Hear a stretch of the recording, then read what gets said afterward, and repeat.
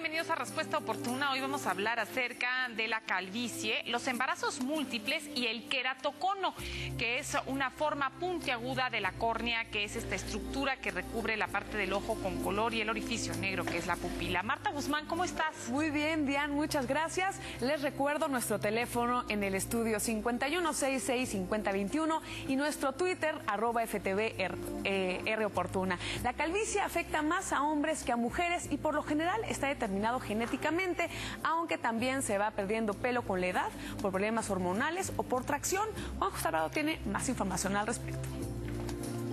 La alopecia es un problema común que puede afectar a cualquier persona.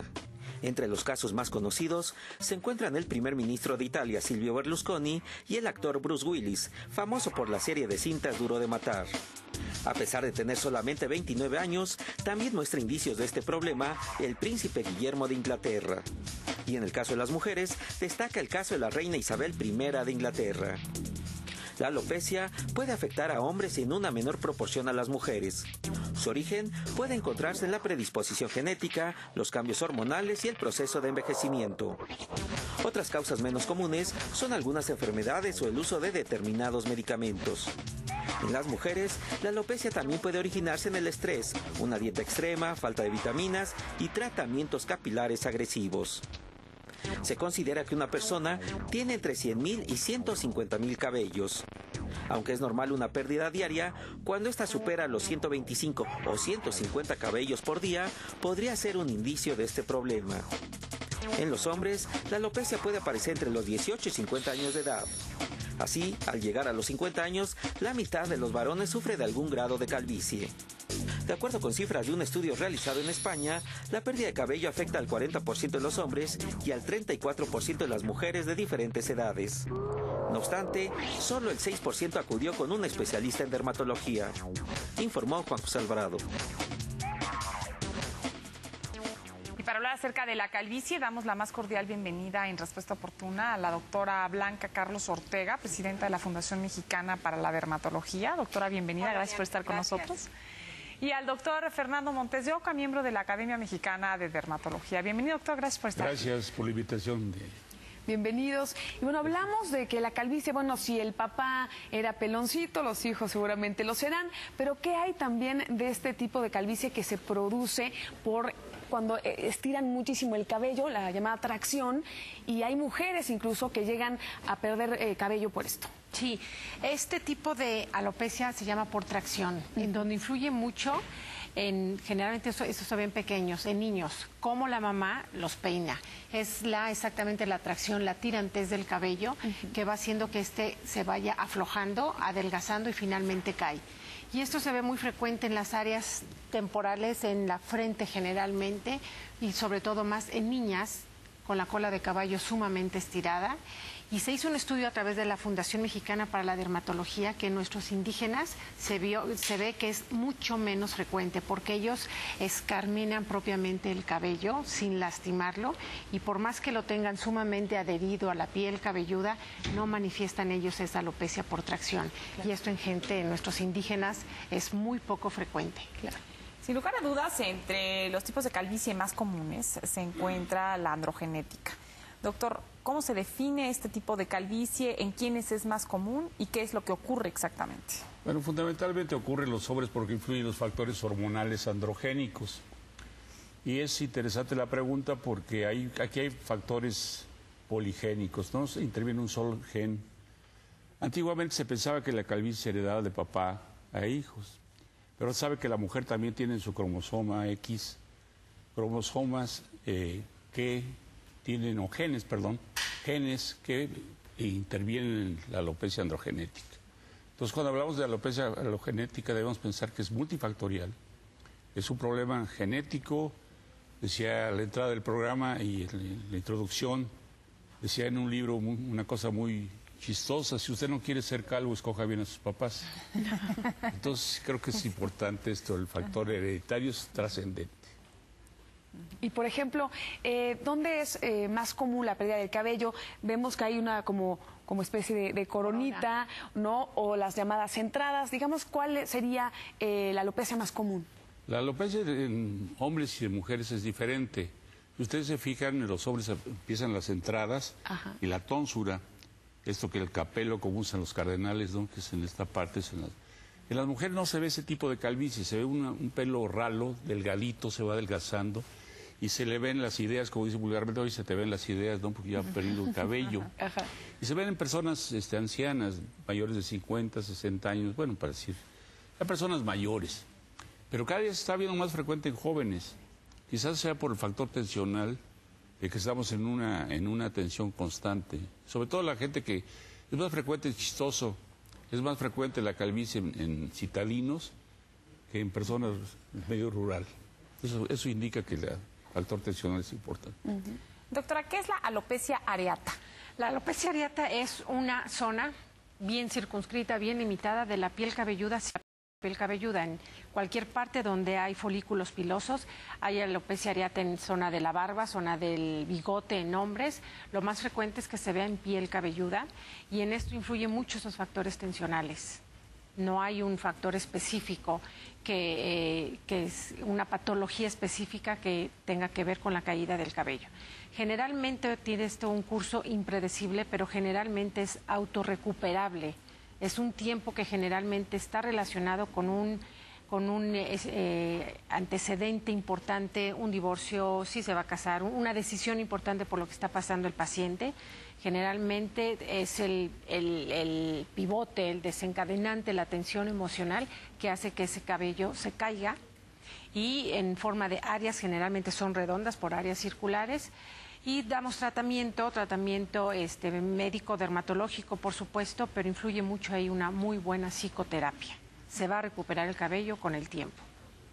¿Hay alguna manera de prevenir la calvicie ya cuando se sabe que hay antecedentes familiares con calvicie, que puedan hacer algo los jóvenes para no perder el cabello de manera súbita, pues? Sí, es importante la pregunta por esto, porque hay factores que inciden o aumentan la frecuencia de la calvicie hereditaria, la alopecia androgenética, se decía Dayan.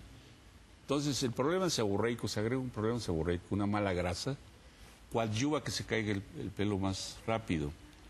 Y obviamente eso habla de higiene, ¿no? Hay gente que no se lava el cabello diariamente. Además creen que así protegen el cabello. Sí, sí, exactamente. Y más bien se lo tiran. Sí, exacto. Yo veo con pacientes que me dicen, no, doctor, es que yo no me lo lavo diario porque veo que se me cae mucho, lo dejo en el lavabo, en el cepillo.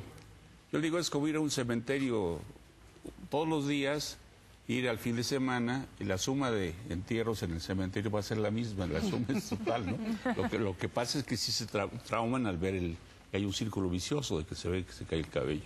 A mí me importa mucho porque saben ustedes que la filogenética, en el hombre ya el cabello ya no sirve simplemente como estética. La gente que es calva le preocupa mucho la calvicie. Algunos no, pero la mayoría sí, porque además son sitios de referencia, ¿no? Si uno va a un cine y dice, oye, le dice al niño, mira, detrás de ese calvo te vas a la derecha, ¿no? Entonces no les gusta a los calvos, por más que quieran, por eso hay peluquines, etcétera, etcétera. Ahora, también pues es algo que preocupa mucho a los hombres. Cuando a las mujeres les preocupan las arrugas, a los hombres les preocupa la calvicie.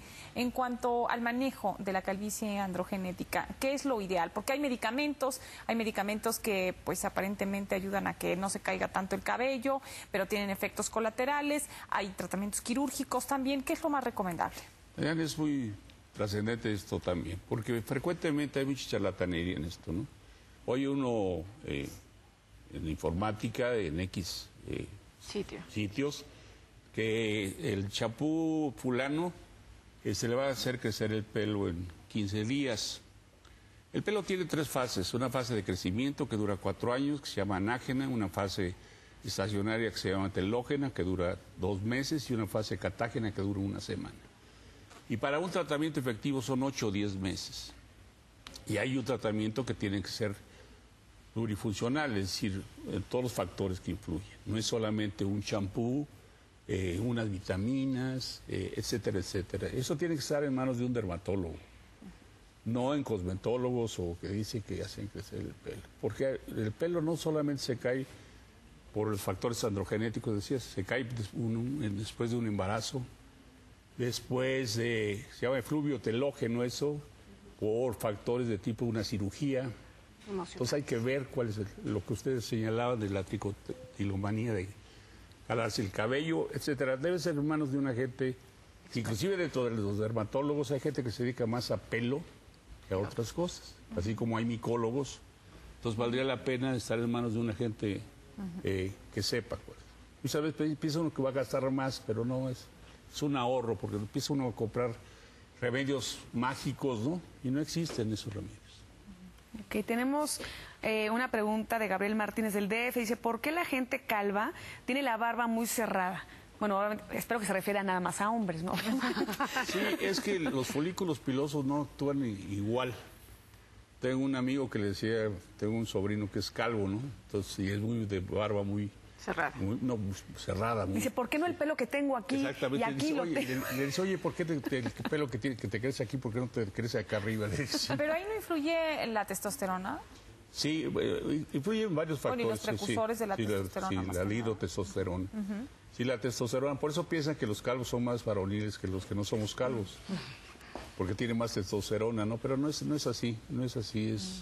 Hay factores que cada folículo piloso, inclusive los folículos pilosos no son como las ovejas que están al mismo tiempo creciendo y decreciendo, sino hay uno que está en fase de crecimiento, otro fase estacionaria, otro en una fase catágena o de destrucción. Doctora, hace un momento comentaban de la caída del pelo durante el embarazo, después del embarazo. Después del embarazo. ¿Qué es lo que sucede? ¿Qué es lo que sucede durante el embarazo y después del embarazo para que caiga el pelo? Bien, eso, Diane, se llama efluvio telógeno, es una caída masiva y espontánea del cabello, en donde influye muchísimo el cambio hormonal. Generalmente se presenta al término del embarazo, donde hay un cese brusco también de las hormonas, y disminuye también asimismo la estimulación hacia el folículo piloso, entonces cae el cabello de una manera abundante, el paciente se angustia, más junto con el estado emocional por el cual está pasando la paciente postparto, se afectan muchísimo desde el punto de vista emocional, hay una depresión, entonces hay que hablar muy bien con el paciente, con la paciente en este caso, en que esa es una etapa transitoria. ¿Cuánto dura aproximadamente? Puede durar meses, puede durar hasta años, si no se rompe el círculo vicioso que menciona el doctor Montes de Oca, que es muy importante. Explicarle al paciente, el cabello, el pelo tiene ese ciclo, se va a recuperar una vez el estado emocional también ayude, se recupere y vuelva a la normalidad, entre comillas, porque el embarazo no es una enfermedad, pero vaya, se considera un estado por el cual las hormonas sufren determinadas variaciones, pero son temporales. Cesa eso y después aparece el cabello. Esto contesta justamente la pregunta de Faustina, que nos preguntaba sobre el embarazo y la calvicie.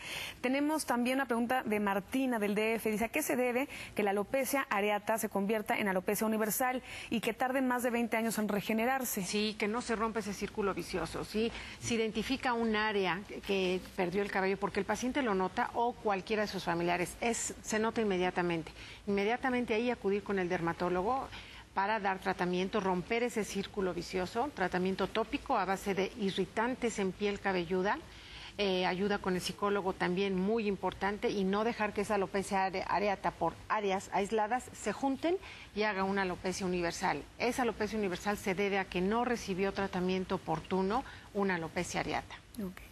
Angélica Ruiz comenta que tiene una hija de 13 años y que se le cae mucho el pelo. Pregunta si sería por su estatura, porque mide 1,72 la niña.